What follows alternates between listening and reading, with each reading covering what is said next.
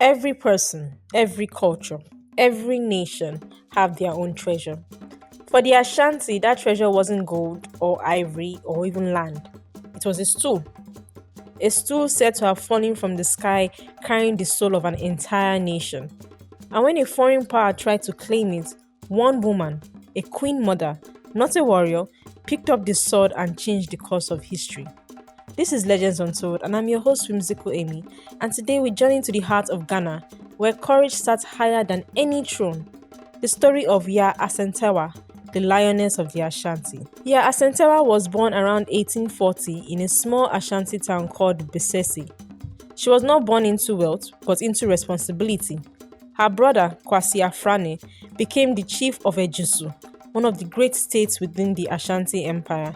And by Ashanti custom, every chief ruled beside a queen mother, a woman who advised him, kept the lineage, and spoke for the women of the land. When her brother chose her, it wasn't just out of family loyalty.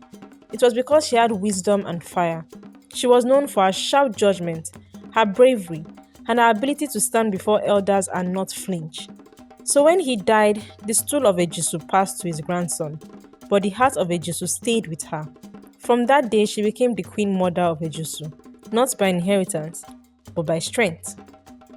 Now, to understand Yaa Asantewaa's defiance, we must first understand the power of the Golden Stool, the very soul of the Ashanti.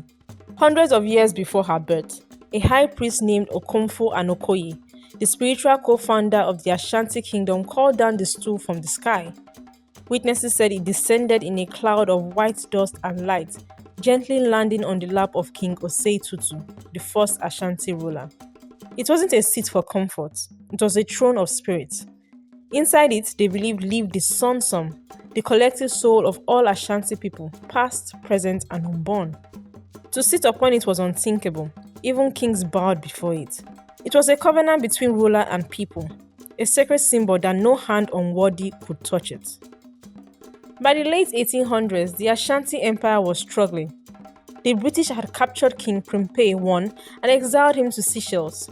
The empire's unity was cracking under colonial rule. The chiefs argued amongst themselves, villages were taxed, and soldiers occupied the land.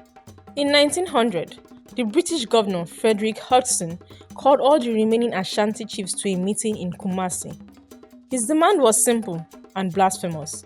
He wanted the golden stool brought to him so that he could sit on it, claiming authority over the Ashanti people. When he made that demand, silence fell.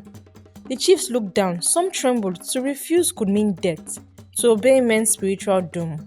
But one person in that gathering refused to be silent. Yaa Asantewaa rose.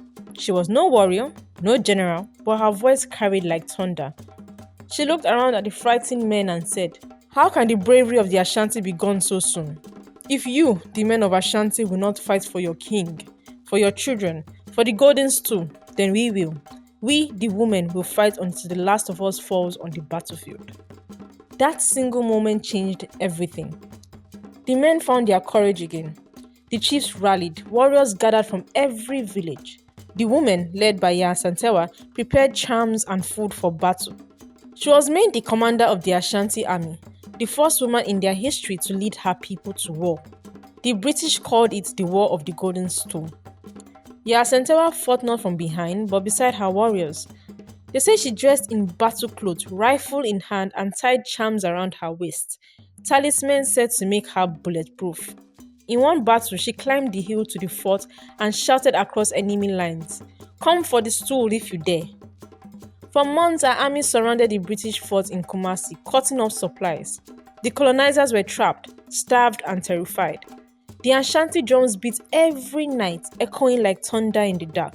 Many believe she was guided by ancestral spirits, that she could appear in two places at once, that bullets curved around her, that even the forest obeyed her commands. But the British brought reinforcements from across the Gold Coast. Their numbers and weapons overwhelmed the Ashanti, and after 6 long months, the rebellion fell. Yaa Asantewaa was captured, but not defeated. They say she spat at the ground before them and said, "You may have the land, but you will never have our soul." She too was exiled to Seychelles, where King Prempeh had already been sent. She never saw her homeland again. But she never stopped speaking of it, never stopped telling her people who they were. She died there in 1921, but death didn't end her story. Today, the Ashanti still honor her as the woman who fought for the stool. Statues of her stand in Ghana, rifle in hand. Schools and halls bear her name. And the Golden Stool, it still sits untouched, unbroken, undefeated, the soul of a people that refuse to bow. And every time a woman stands up to lead when no one else will, her name is whispered again, Yaa Asantewaa. Because legends don't die, they echo, and Yaa Asantewa's echo still shakes empire. And that's it for today's Legends Untold. Join me next week for another riveting episode. Until next time, I'm your host, Musical Amy, signing out.